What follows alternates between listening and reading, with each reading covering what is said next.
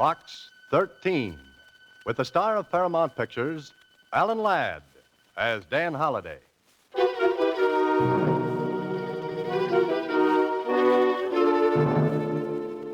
Box 13. Box 13. Box 13. Box 13. He looked deeply into her eyes, which reflected his mood like twin lakes of azure blue. Azure blue. Why does a woman always have to have azure eyes?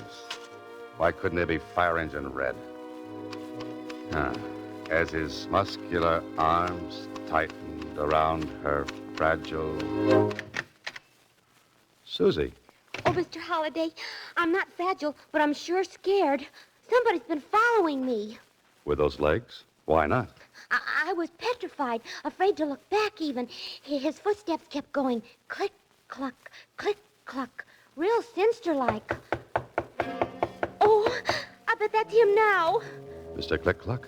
Oh, Mr. Holliday, he followed me all the way from Box 13.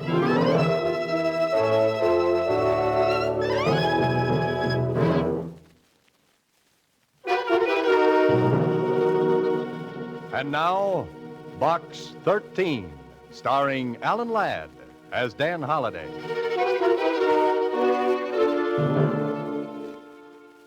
Well, this is a brand new twist. Besides a message from Box 13, Susie has brought a mysterious caller. Somebody who wants in, but definitely. Don't answer it, Mr. Holliday. Now, Susie. You didn't see this person, huh? No, I just felt him following me like a phantom, except his heels went click, cluck, click, cluck. Oh. That doesn't sound so dangerous. Let's take a chance. Come in.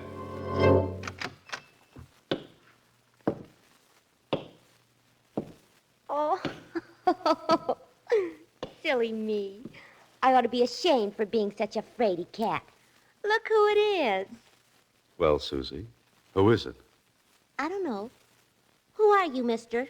My name is George Flitt. I'm a detective. And you're Dan Holliday, the writer. It's on the door. A detective, huh? Why, he isn't any bigger than me. But I have nerves of steel and the heart of a lion. Oh, I see. And what brings you here, Mr. Flitt? Well... Boo! Nerves of steel, heart of a lion. That was no fair, girlie. You took me by surprise. Susie. Now, Mr. Flitt. Why don't you open the envelope I put in Box 13? Here it is, Mr. Holliday. Oh, thanks. Open it. I'm all gooselumps. Okay. Well, what do you know? Why, there's nothing written on the paper. How about that, Flitt? See how clever I am? I put that envelope in Box 13 as bait. As bait? Yes, I knew it would lead me to the person who put the ad in the Star Times, Adventure Wanted. Will go any place and do anything. Very clever, Mr. Flitt. Oh, what made your footsteps go click, cluck, click, cluck? Oh, that. I lost the metal cleat off of one of my heels. Oh. Well, now that you've discovered me, Mr. Flitt, what? Mr. Holliday, I'd say you're just the man for the job. Job? Something exciting, you hope, huh, Mr. Holliday? I'd handle it myself, only I'm so tiny. Besides, I've done mostly divorce work. Just the right height for keyholes. But about the job. Well, I'm coming to that.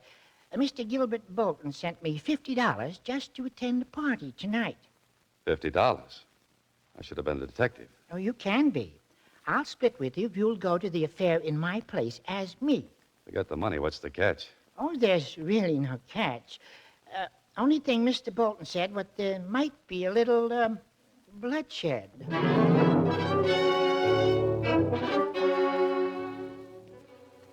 Well, this holiday is the wackiest situation yet from good old Box 13. Yes, Holiday, you must be hard up for story ideas. Hard up for brains, too.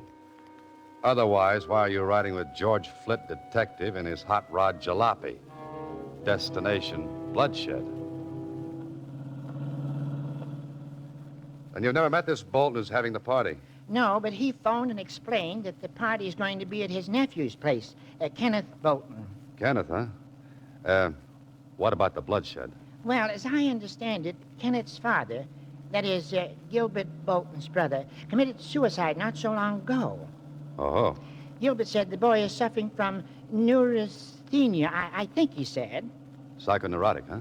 Yes, on account of the way his father died. Gilbert's afraid the boy may take his own life tonight. Why tonight, especially? Well, it seems that Kenneth drinks a lot at these parties and gets depressed. And my job is... To see that he doesn't commit suicide tonight. I've looked forward to more pleasant evenings. I think that's the place up ahead with all the lights on. Yeah, that's the address you mentioned. We must be about 15 miles from town. 14 7/10 by my speedometer. Well, Flit, I may as well take off. What are you going to do? Oh, I'll sit here in my car and listen to the radio, sort of keep my eye on things from the outside. Good idea. See you later, then.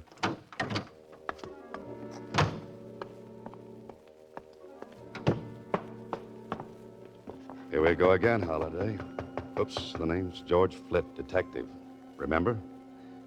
Beyond this door, who knows? But it's a beautiful house, a beautiful night, and a beautiful girl. Good evening. Oh, good evening. I'm looking for Mr. Gilbert Bolton. Won't you come in? And you are... George Flit. You say you're George Flit? That's right. I'm Rita Martin. How do you do? Now let's go in and find Gilbert Bolton, Mr. Flit.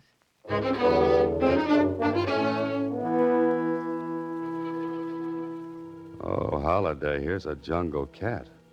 A vampire right of Terry and the Pirates. That jet black hair, those heavy-lidded eyes, that glistening crimson mouth. And something else. Yes, heavy, cloying, sensuous. A perfume such as you've never known before. That's something to remember this Rita Martin by. Mm-hmm. Oh, there you are. Oh, Gilbert. Yes, Rita. Gilbert Bolton. This is George Flit. George. How do you do, Mr. Flit? Mr. Bolton? If you'll excuse me, gentlemen, I'll see you all a bit later. So, you're George Flit, the detective. Yes, that's right. Your voice seemed, well, different over the phone. Well, you know detectives. Many disguises, many voices. Got to keep them confused, you know. Somehow I pictured you differently. Oh? Well, no matter. You know why you're here. Yes, to keep my eye on your nephew, Kenneth Bolton. More than that, to keep him from killing himself. The way this man looks at you, Holliday. So cool, so calculating. With piercing eyes that thud against the back of your skull. He could be one of two men. A man of distinction or a man of extinction. Okay, Mr. Bolton, I'll keep your nephew alive. That's your job. But what makes you think the boy wants to commit suicide? Well, since his father, my brother, took his life, Kenneth has been extremely upset. It's only natural, Mr. Bolton.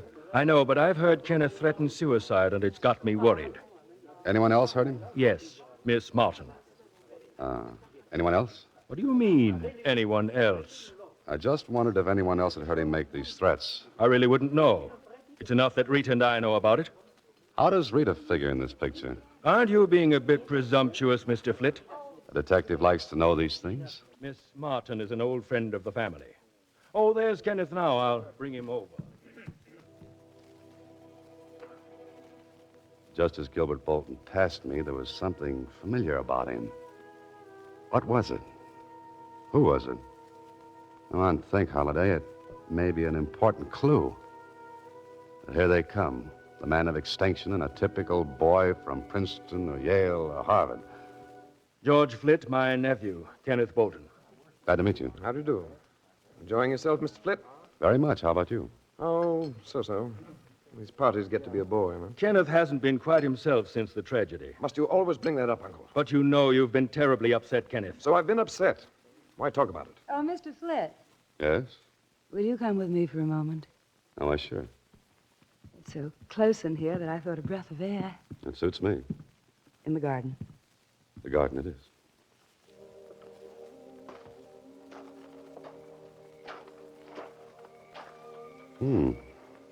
Nice. A moon, too. Lovely, lovely night. Ah, the scent of those flowers. Exquisite, isn't it? Uh-huh. But not to compare with your perfume. You noticed it. Yes, it was so unusual. It's called Whispering Gown. Whispering Gown. I like the name. Say, Yes? I know where they got that name. Oh? From Cyrano de Bergerac. The passage where he describes Roxanne. Across my life, one whispering silken gown. That was lovely. You're quite literary, aren't you, Mr. Flett? Well, yes and no. Just what do you do? Gilbert Bolton didn't tell you. No. No, but let's sit on this bench and you tell me all about yourself. As you come close to her, you get another whiff of... And suddenly you've got it. That's what bothers you about Gilbert Bolton. Her perfume rubbed off on him. It isn't an old friend of the family. She's young and a close friend of Gilbert Bolton's. She's brought you out here for a reason. Well, aren't you going to sit down? Oh, I sure, but just a minute. I want to borrow some cigarettes. I've got plenty of cigarettes. I'll be right back. Something about this whole setup is as phony as a China egg. And as the crooks in your story say, better case a joint before you go inside. There. There's a window. Just pull the bushes back. Let's take a gander. Well, everything looks on the up and up. Kenneth with a drink on the table beside him, and there's his uncle coming up. He set another full drink right beside Kenneth. Hey, what else is he doing? You'd better get in there, Holliday, and fast.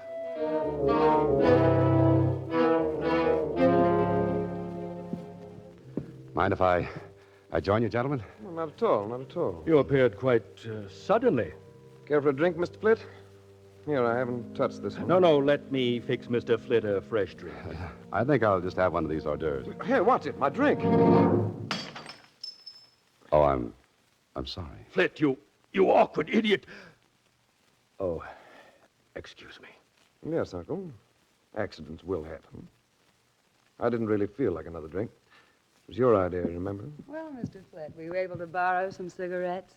I was ambushed by hors d'oeuvres. Glad you're here, Rita. I have a proposal to make. Yes? What say we all run up to my penthouse for a while? Oh, sounds good. What do you say, Mr. Flitt? Fine. I think a change of scenery would be nice. You'll enjoy the view overlooking Green Hill Park from the penthouse, Mr. Flitt.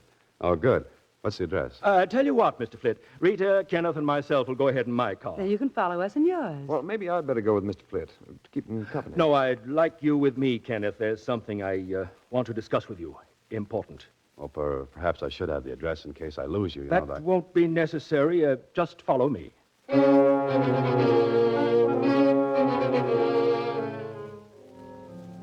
Of course, Holliday, you could be wrong, but it looks like Gilbert Bolton isn't too anxious to have you find his penthouse. But you're a suspicious lad, Holliday. You've created so many diabolical characters for so many fiendish plots. Maybe you've become a little touched. The time's a wasting, Holliday. Get to a phone. There it is, end of the hallway. Now, if Mac's on duty in the morgue of the Star Times, we'll ask a few questions. Star Times reference room. Hello, Mac. This is Dan Holliday. Ah, Danny, what can I do you for?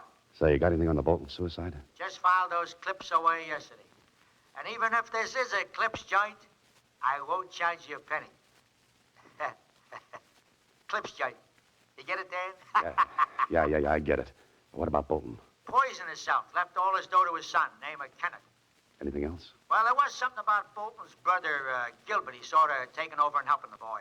Kid was pretty broke up. Hey, Dan. Hey, did you hang up? No, but someone did. Someone was listening on another extension.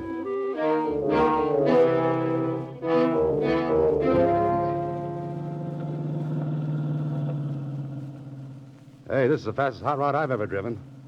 We're keeping right up with the Bolton. And he's doing 70. Wait until you shift into high gear.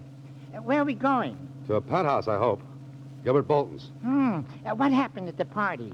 Oh, Rita Martin tried to get me into the garden, and I got suspicious. Trying to keep you away from your job, wasn't she? Yeah, so I rushed back into the house, stopping to case the joint through a window. Case the joint. Detective talk. Yeah, then I got into trouble with Bolton. Well, how? By knocking a drink from his nephew's hand. Huh? What did the uncle do? He got insulting. Then all of a sudden he suggested going to his penthouse. Watch it. He's slowing down. Yeah, I wonder what his idea is. Oh, he's just slowing down for that train. But he only slowed down for a second. Look at him go. I know what he's doing. He's trying to beat that train to the crossing. He's trying to lose us. Step on the gas. Step on the gas, Mr. Holliday. Okay. Mr. Holliday, are we going to make it? He made it, but I don't know about us.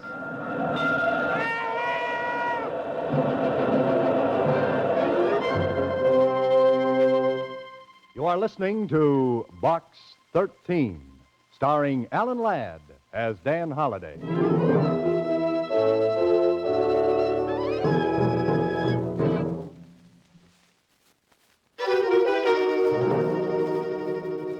And now, back to Box 13, starring Alan Ladd as Dan Holliday.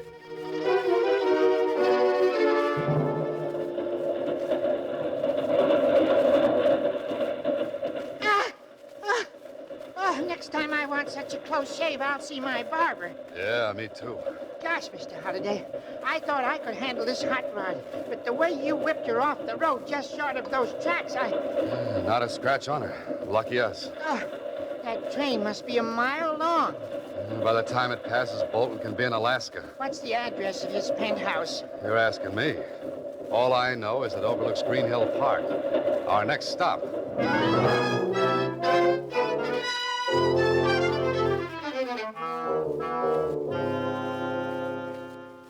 Well, George, Green Hill Park. I bet all these buildings have penthouses. And we'll try them all until we hit the right one.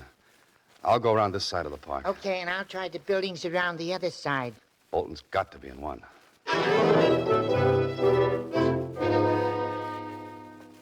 Do you have a Mr. Bolton in your penthouse? No one here by that name. A Bolton in the penthouse? No, but we have a Botsford in the basement. Why, yes, Mr. Gilbert Bolton came in a short time ago. Hello? No, with a lady and gentleman. Want to go up? Please.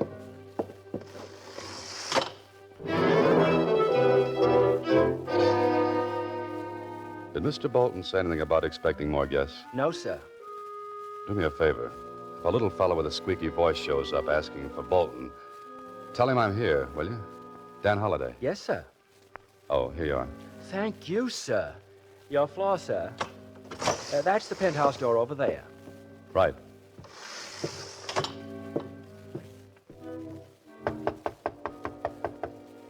I've got a sneaking hunch I won't be welcome. Flip, how did you get up here? You didn't expect me? Yes, of course, but you've earned your money. You can go home now. I'm sorry, Miss Martin, but Mr. Bolton hired me. It's up to him to fire me. But he's not here. He and Kenneth both went out. May I come in and wait? No. Goodbye. Now what? Now what does the intrepid hero of my stories do? He looks for another door. Like that one. He tries it. It's open. It leads into a hallway. And there's yet another door. The service entrance to Bolton's penthouse. And 10 to 1, it's locked, bolted, and barred. Maybe even nailed shut. You're some gambler, Holliday. Offer 10 to 1 and lose. The door's open. Well, here we go again. Shh. Quiet, Holliday. Ah, there's a door leading to the terrace and voices. Really an excellent view, Now get your ear up, Holliday. But don't let them see you. Don't you think it's a little chilly out here, Uncle? Let's go inside. Chilly, Kenneth? I'm really very comfortable. Here's the view I was telling you about, Kenneth. better lean over the rail a bit to see around that turret. Oh, don't push against me, Uncle. That's a 10-story drop. Now, look over there, Kenneth. Uncle Gil! Kenneth, let's get away from that rail. Oh, Flint, you don't have to throw me back. Better than having your uncle throw you forward. What's the meaning of this outrage, How Fitz? did you get in here anyway? I'm going to call the police. Fine, and save me the trouble. Look, Kenneth, I was hired to keep you from committing suicide. Suicide? Who, me? Yeah, but instead I'm keeping you from being murdered. Feel in your coat pocket. Ignore him, Kenneth. He doesn't know what he's talking about. A bottle. It's marked poison. Yeah, I saw your uncle plant it in your pocket through the garden window. He wanted to make it look like you poisoned that drink I knocked from your hand. Stop right there, Holliday. This isn't a cap pistol. You too, Kenneth. Don't move. Oh, you must be crazy, Uncle Gil. And you knew I was Dan Holliday all along, huh? Of course. I've seen your picture in the book review pages. And I caught you a telephone conversation with the Star Times on the extension. You get around. I can't believe this. You, my uncle. What's the play now, Bolton? Well, first I walk over to Kenneth and knock him out with his gun. No, don't move, Holliday. I've still got you covered. Oh? And now that you've knocked out your nephew, what's your next move? Mr. Holliday, before I heave him over the rail to make it look like suicide, I'm going to shoot you.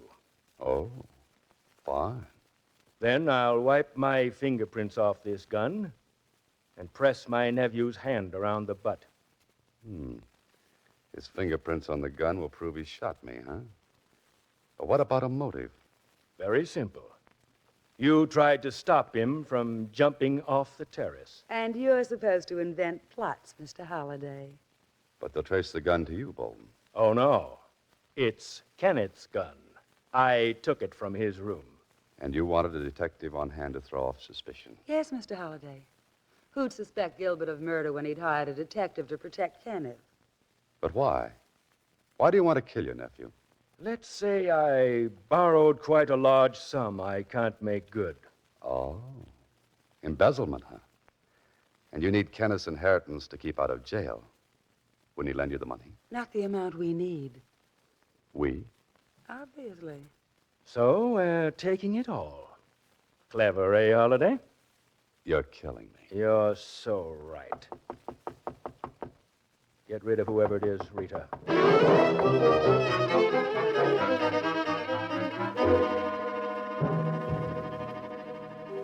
If that isn't help, Holliday, forget about writing the great American novel. No room in a coffin for typing. I tell you, Now listen here, I've got to go in and see. I know. I say you can't come I into this tell you, room. I've got to get in. I know Dan Holliday's in here and nobody's Never mind, keeping Rita. I couldn't stop him. I've got plenty of bullets. Welcome to the party, George. Hello, Mr. Holliday. A gun. Let me out of here. Stop! Stop or I'll shoot! Gilbert, watch out! Thanks for the distraction, Flip. Now, Mr. Gilbert Bolton, you know how your nephew feels. Well, I know how it feels to be on the right end of this Smith & Wesson. You knocked him out. What are you going to do? Do? Well, since the party's getting dull, let's invite a few more boys. Say from headquarters.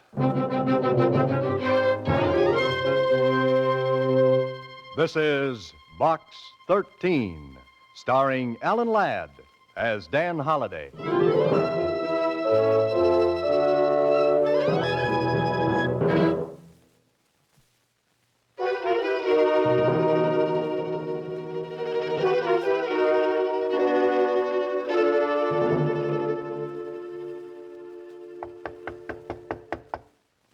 Come in. Hello, Mr. Holliday. Hello, Susie. Ah, Mr. George Flitt, detective. How's the arm, Mr. Flitt? Oh, it's healing up fine. One of the bullets just grazed me. You know, I bled quite a lot. Say, wasn't that awful, them trying to kill that boy? And he really wasn't psycho whatchamacallit at all. Bolton cooked that up to support the suicide story. What's going to happen to them, Mr. Holliday? Well, they've got Bolton for embezzlement and attempted murder. They're holding Rita as his accomplice. And she was such a beautiful girl and so sweet, too. Yes, George, you can say that again. How's the rod hot these days, Mr. Flitt? Hot rot, Susie. Hot rod, rod hot, red hot. Oh, how is it anyway? Red hot. Oh, it's fine. And Mr. Holliday, even if I did run away from that gun, I really do have the heart of a lion. But of course, George. Only thing is, it's a scaredy cat lion.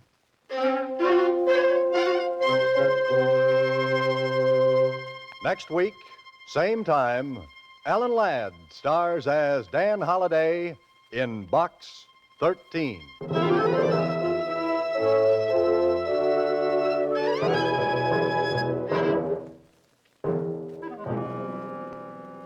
Alan Ladd appears through the courtesy of Paramount Pictures and may currently be seen in Wild Harvest.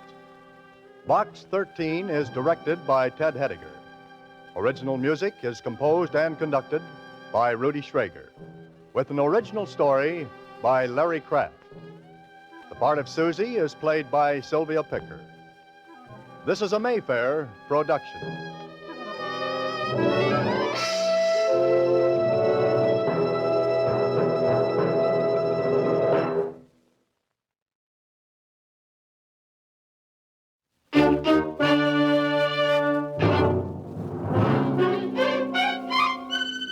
Box 13, with the star of Paramount Pictures, Alan Ladd, as Dan Holliday.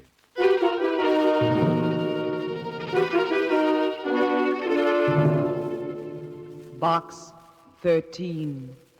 Box 13. Box 13.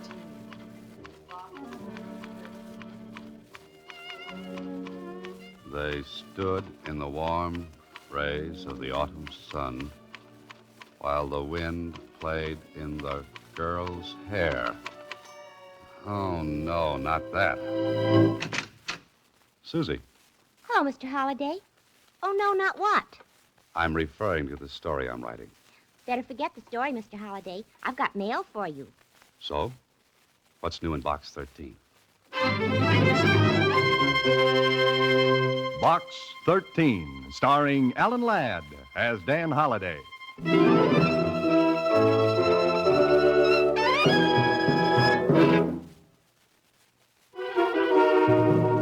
Now for Box 13, starring Alan Ladd as Dan Holliday. Now, let's see. Where was I? Oh. But Betty forgot her dignity as she fell and bumped her head against the tree which stood nearby. Oh, brother. Mr. Holliday, What's that, Susie? I said that maybe the mail from Box 13 might give you an idea. Today there were 2 letters. 2? Yes, One of them is a big, fat envelope. Now, who in the world would send me a big, fat envelope? The police department. It's a block of tickets for their annual ball. What's the other one? This one smells all romantic-like.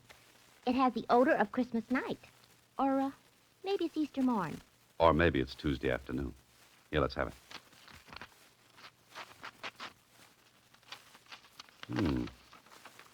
If you will really do anything, what I have to ask is very, very little.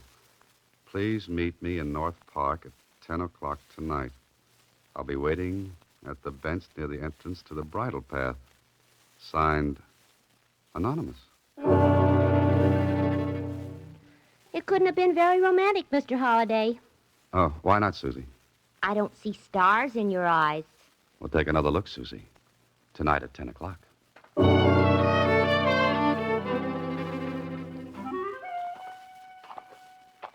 An anonymous note. A rendezvous in the park at night.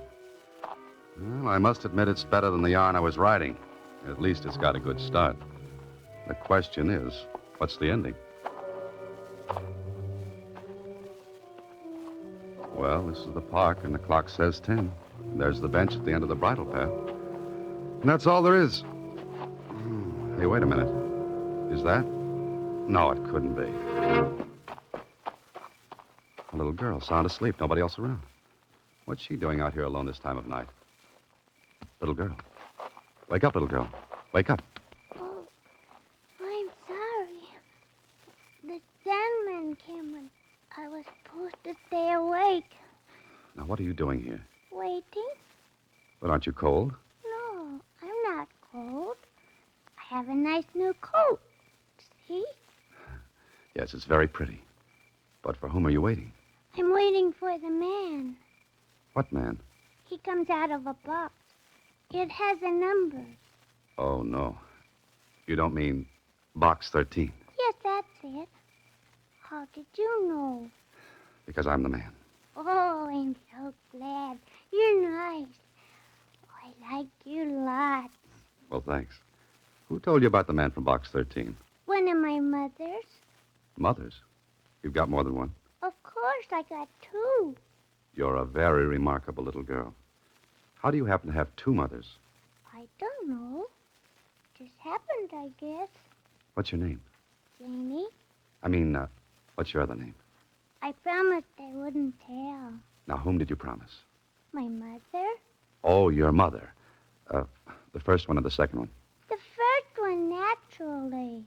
Forgive me. I'm so stupid tonight. Where do you live, Janie? I've got two homes, and I couldn't find either one. That's great. Look, Janie, what are you going to do? I'm going with you because I like you, and I promised I would. So that's it. Oh, no, you're not. I'm going to take you to the police station. My mother said you wouldn't. Why wouldn't I? My mother said you were a nice man who was smarter than any policeman ever was. Janie, flattery will get you nowhere. What's flattery? That's something you've probably already learned from your mother. Now, do you know where you live? Sure, I live in the house. And do you know where the house is? Well, first you have to walk down this block to Jack Black's drugstore. Well, come on. And then we get to the drugstore. We turn left and walk a block. Oh, that's where you live. No, that's the corner where Johnson's toy shop is. Now, Janie. And then we turn right and go 2 blocks. That's home.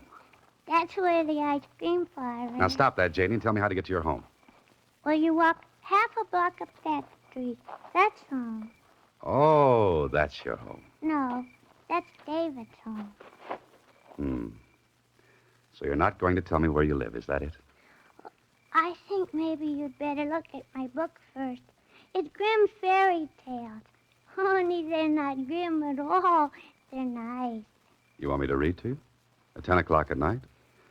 You know, young lady, it's way past your bedtime. No, I want you to read the letter that's in my book. Mommy said to tell you about it. Letter? Here, let me see that. Well, how do you like this?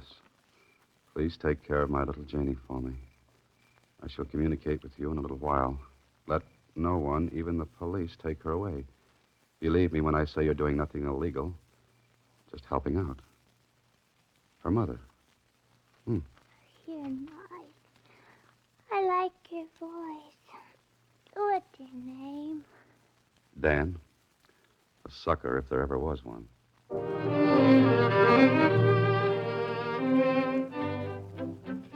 Well, this is not good.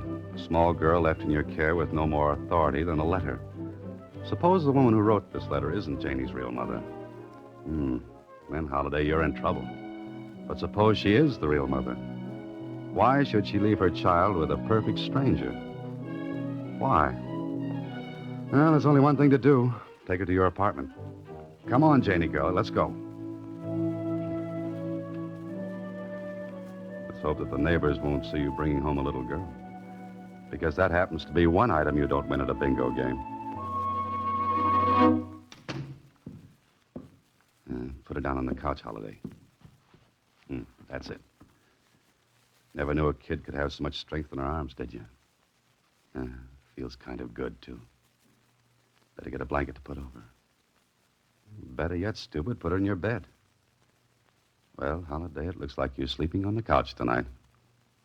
I wonder who she is and what this is all about.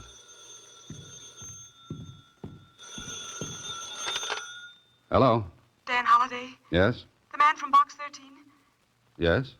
How's my little girl? Did you get home all right? How did you get my phone number? That's not important. How do you know who I am? Please, how is my little girl? She's asleep. Oh, thank heavens. I She just woke up. Is she all right? She's fine, but... I want a fairy tale. Just a minute, honey. How long will it take you to get over here? I can't come over there now. I'm afraid to. Lady, which mother are you? I don't understand you. She says she's got two. I'm her real mother. Well, then get over here and take her. I can't explain now, but please, Mr. Holliday, keep her just for a few days. A few days. And don't give her up to anyone, not even the police. Now, how do I know this is on the level? You don't. You'll just have to trust me. I promise you you'll never regret it. I don't like any part of this, except Janie. You'll understand soon, Mr. Holliday. And remember, be very careful. Both Janie and you are in danger.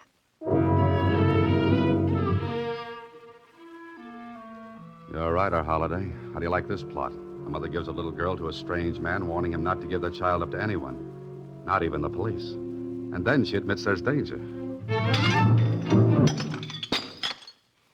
Janie. I broke the lamp. I broke the lamp. Oh, that's all right, baby. Are you hurt? I didn't mean to. I wanted my fairy tale book. No, don't cry, honey. That was a nasty old lamp anyway. All it did was throw off a lot of light. You're nightmare. Are you my daddy? No, Janie. My daddy went away when I was a baby. Why can't you be my daddy? It's getting late, honey. Aren't you sleepy? Not anymore. Read me a fairy tale, Daddy. In the morning, Janie. Now, you'd better get to bed. Have you got a doll? No, I'm sorry. No doll. Teddy bear? No teddy bear. You must be awful lonesome. Maybe you've got something there, little lady.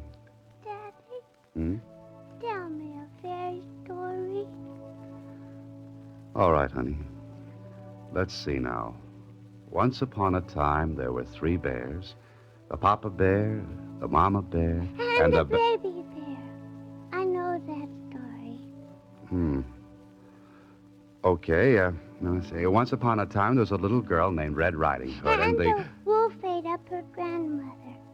I know that one, too. Janie, maybe you should tell me the stories. Oh, let's see. Once upon a time, there was a boy named Jack who planted a bean seed, and it grew up into a mighty tall vine, and he climbed into the sky and killed a bad giant. I know that one, too. Saved by the bell. Hello, Holliday. Oh, Lieutenant Kling. Holiday, you're in a jam. Lieutenant Kling of the police department doesn't drop in on people unless there's trouble. Watch your step, boy. Well, aren't you going to ask me in? Oh, sure. Come in, Lieutenant. That's better. Anything wrong? Well, that's what I dropped in to find out. When you stay out of the department's hair for more than 2 weeks, I begin to worry. Haven't been doing a thing, Lieutenant. Not a thing. Besides, I want to know if you got those tickets to the ball. Hello. Yeah. What's this? A little girl. Oh, thanks, Holliday. What's your name, young lady? Vicky. Vicky Preston. Oh, no, it isn't. It isn't? Holliday. Great little kid. Her dandy sense of humor likes to pretend she's somebody else. All children do. Who is he, Daddy? Daddy? Holliday, my boy. See what I mean? Who is he, Daddy? He's a cop. A policeman, honey. Lieutenant Kling. Oh, I like policemen. And I like little girls. Got 2 of them myself. Is the writing business slow these days, Holliday? How do you mean? Thought you might be picking up a few bucks babysitting. Oh, yes. Just helping out a friend. I could use you sometime. My wife and I like to get out every now and then. What's your price to sit with my kids? That depends. Are your children anything like you? Now, Holliday. Oh, I'm just asking. Glad to accommodate any time. Yep. See you around, Holliday. Yeah, I'll see you. Your hand is shaking. Never mind, Janie. It's time you went to sleep.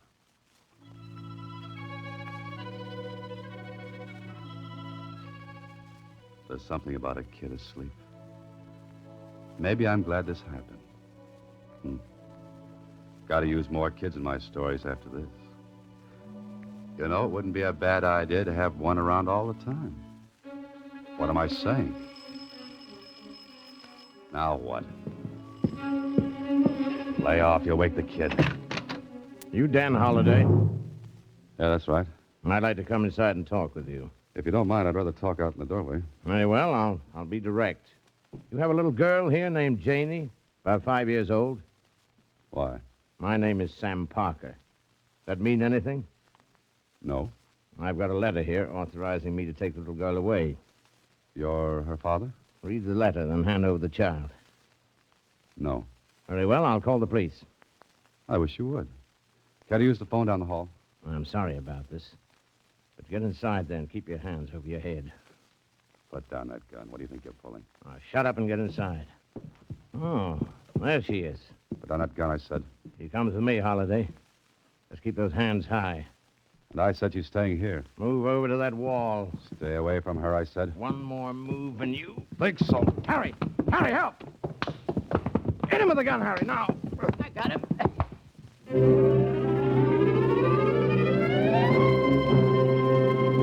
You are listening to Box 13, starring Alan Ladd as Dan Holliday.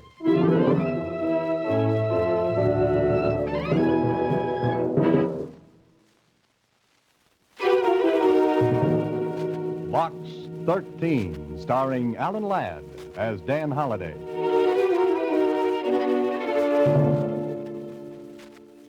Nice going, Holiday. Very nice. You advertise in the newspaper for adventure, and you get a little girl. Then you lose her to a man with a gun. You don't even know the mother's name or where she is. Now what? Mr. Holliday, I'm Wanda Parker, Janie's mother. Is she all right? You're the woman who called me on the phone? Yes. My baby, where is she? You're a fine one to be asking that after you leave her alone on the park bench. I was there hiding. I saw you take... Where is she? You shouldn't have let her go in the first place. Mr. Holliday, where is she? She's not here. Not here. What have you done with my daughter? You're her real mother? Of course I am. Where is she? What's happened? A man came in. And you let him take the child? I'm sorry, there was nothing I could do. He had a friend and a gun. They knocked me out. When I came to, Janie was gone. This man, did he have black hair and very thick eyebrows? Yes, he said his name was Parker. Oh, no, it couldn't be. Mr. Holliday, we've got to get her back right away. Before I do anything, you're going to tell me a few things. Then we'll decide. Who's that? I don't know. Right now, I wouldn't even care to guess. Is there a back door? Can I get out without being seen? Yeah, through the kitchen. There's a door leads out into the hall. What are you afraid of? Holliday, open the door. Do you know who that is? Yes, a police officer, Lieutenant Kling. You mustn't see me. I'll call you later. All right, I'm coming. What took you so long to open the door? Can't a man get some sleep? With your shoes on? My feet are cold. Get inside. All right, Miss Hatton. Are you sure this is the man, Lieutenant? Do you think he could have taken Janie away? I'm not sure of anything, but what you told me, he's just the type that could dream up a little nightmare like this. Lieutenant, mind telling me what this is all about? I'm Mrs. Hatton, and I'm Janie's mother. I want her right this minute. Janie's mother? You're Janie's mother? Lieutenant Kling, if this man has my little Janie, make him give her up right this minute. Come on, Holliday, where is she? Or who? You know what I want, that little girl you had here half an hour ago. Janie Parker. Me? I had a little girl? Up here? Holliday. Yes, Lieutenant. I came up here to see you. I was worried about you. I didn't know how right I was. And I appreciated your interest. Shut up. When I came up here, there was a little girl around. Now, where is she? Kling, you have my word. I don't know. Maybe you could remember down at headquarters. I can't remember something I didn't know in the first place. He doesn't look like the type who would have taken Janie. Oh, thank you. Now, Mrs. Hatton, if you'd tell me what this is all about, maybe I could help you. My little girl disappeared tonight. I was frantic. I called the police. I got the report right after I dropped here to see you, Holliday. From the description, I'd say you had Janie Parker right here. But you're not sure. Maybe you'd like to prove to me where you got the little girl I saw up here, eh? Come on, tell me. Lieutenant, you'd never believe me. And where is that little girl now? Can you tell me that? No, I can't. But suppose I produced the girl and you found out it wasn't the same one. Holliday, what are you driving at?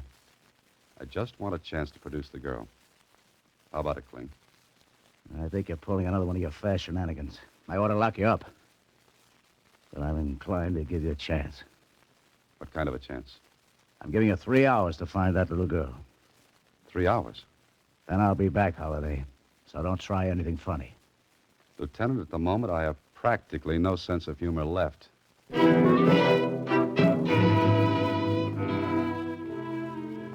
least you're not in jail, Holliday. The good lieutenant walked out with Mrs. Hatton. You're as free as a bird on the wing for 3 hours. If you were as smart as that bird, you'd wing out of town until this blows over. Mr. Holliday. You. They've gone? You been listening? Yes, at the kitchen door. Now, look, if you're Janie's mother and Mrs. Hatton is Janie's Mr. mother... Holliday, there's no time to explain. Wait a minute. Then who is Sam Parker? He's not Sam Parker. He's Sam Clark. Oh, I see. Because Janie has two mothers, Sam Parker turns out to be Sam Clark. What are you giving me? I can clear up the whole thing, but we've got to get Janie away from Sam Clark first. Otherwise, I may never see her again. How do you go about finding a man named Sam Clark in a city this size? He doesn't live here, but I heard he drove his car down. That means he's probably staying at Brown's Motel. Uh-huh. I think I'll drop out and pay him a visit. I'll go with you. No, I don't think that's wise. I'm going alone. Mr. Holliday... He carries a gun. You stay here. You'll get her. You'll bring Janie back. I'll try my best. I'll be waiting. After that, I'll spend a quiet weekend with a psychiatrist.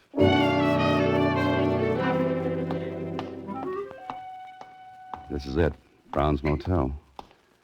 Now, to find a man named Sam Clark or Sam Parker. Ask the manager. That's logical. So he is here. Well, what do you do now, Holliday? You knock on the door, Sam Clark will stick a gun in your ribs. There'll be a fight, and Janie might get hurt. The telephone. That's how to do it.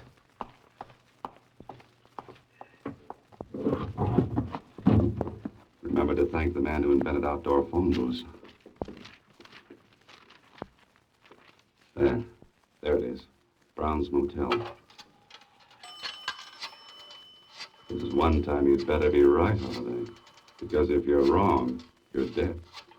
And that's so permanent. Brown's Motel? I want to speak to Mr. Clark. I don't know. He said he didn't want to be disturbed. It's a matter of life and death. Get into the phone. Who is this? Hurry, man. I've only got a couple of minutes. Okay, I'll see. Now, quick, Holliday. Out of the booth and around the corner towards the back. Wait. Now. Take it easy. Here he comes. Now, Holliday, just slip around to the side of the booth where you won't be seen. Hello? Hello? Hello? What kind of gag is this? No gag at all, Mr. Clark. Oh. That'll take care of him long enough for me to straighten this all out.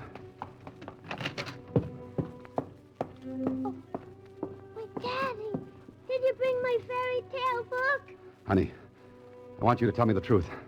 You know what the truth is. Of course I do, Daddy. Then tell me quickly. That man who brought you here, is he your real daddy? Oh, no. He's not my real daddy. Besides, I don't like him. Well, come on, Janie. We're getting out of here right now. I hope that's Lieutenant Kling and Mrs. Hatton. So, Holliday, you brought her back. Yeah, I brought her back. Oh, Janie, my baby. Mommy! I thought I'd lost you. I thought I'd never see you again. Mr. Holliday, I saw these people come in. Did you... Janie. Mommy! Janie. No, wait a minute. What is this? These are my two mummies. Holliday, would you mind explaining this little two-mother soiree you've cooked up? Lieutenant, I think you'd better listen to what Mrs. Parker has to say. I'd like to listen to anyone who can make sense out of this highly confusing little situation. Anyone but you, Holliday. Thanks. Go on, Mrs. Parker. She's Janie's mother. Well, then who are you, Mrs. Hatton? Kling, let Mrs. Parker explain, will you? Yes, please do, Mrs. Parker. My husband's been dead for some time. I've been working out of town so I could take care of Janie. I placed her in a foundling home for the year I'd be gone. And I'm a foster mother, Lieutenant. The foundling home paid me to take care of Janie. But you two have never met, eh? That's right, Kling. Is it beginning to make sense? No. If neither of these two ladies had the child, who did? A man named Sam Parker who turned out to be Sam Clark. Holliday, will you cut that out? Sam Clark is my husband's cousin. He's been trying to take Janie away from me legally. That bothers me, Mrs. Parker. Why would he do that? Because there's an inheritance coming to her from her grandparents. He hopes to prove me negligent and get her custody. That way he can control the estate. That's where I came. You see, I took Janie from Mrs. Hatton's house. I wanted to hide her. I read Mr. Holliday's ad. I gave her to him. You gave her a child a holiday? Oh, lady, you didn't know what you were doing. No, just to keep until it was safe, until I could get matters straightened out with the court. Well, now I'm beginning to see the light. You satisfied, Mrs. Hatton? Of course. I'd never try to keep Janie from her mother. Thank heaven for that. So I guess it's all wound up, eh, Holiday? Oh, no. Not yet. There's more. Holiday, if you've got one more ramification up that sleeve of yours... I could hardly get Sam Clark up my sleeve. But I've got a hunch he should be here any minute. Oh, no. Oh, yes. Answer the door, Holiday. I'd suggest a gun in your hand, Lieutenant. Gun? What for? Oh, don't ask silly questions. Come in, Mr. Clark. Get your hands up. We've got something to settle. Meet Lieutenant Kling of the police department. What? That's a nice right you've got, Holiday. Pick up his gun. Thanks, Lieutenant. It's a pleasure.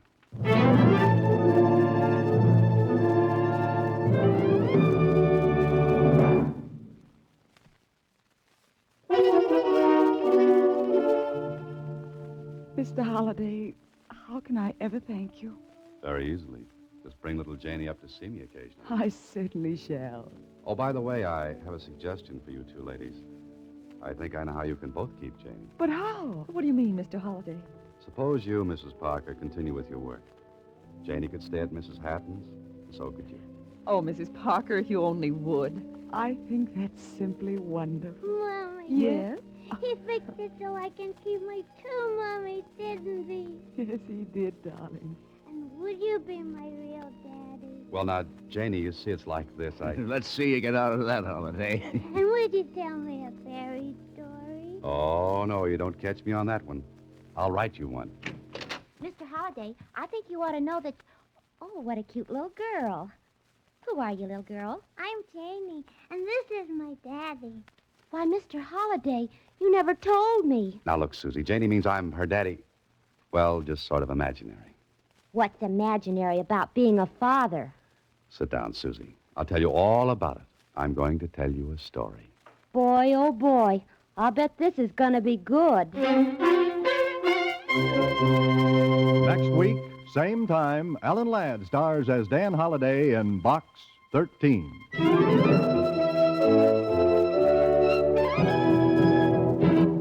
Alan Ladd appears through the courtesy of Paramount Pictures and may currently be seen in Wild Harvest. Box 13 is written and directed by Ted Hediger. Original music is composed and conducted by Rudy Schrager. The part of Susie is played by Sylvia Picker. This is a Mayfair production.